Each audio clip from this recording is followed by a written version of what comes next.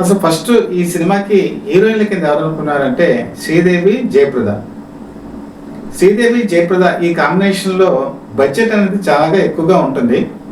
కాకపోతే జయప్రదకు వచ్చేటప్పటికి ఆ టైంలో ఆవిడ చాలా బిజీగా ఉన్నారు. కాల్ షీట్లు అడ్జస్ట్ చేయడం కూడా చాలా కష్టం.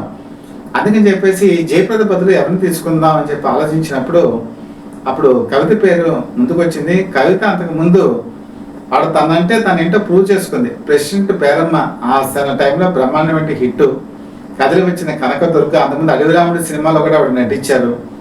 కాబట్టి మన్నవ బాలయ్య ప్రొడ్యూసరు కవిత వైపే మొగ్గు చూపించారు. కవితకి ఈ సినిమాలో ఒక మాస్ ఓరియంటెడ్ క్యారెక్టర్ ఇవ్వడం జరిగింది.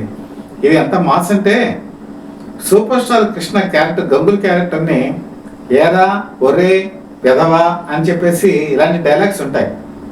ఈ డైలాగ్స్ చెప్పాలి అనేటప్పటికీ కవిత కొంత మొట్టమొదటి సంకోచించారు.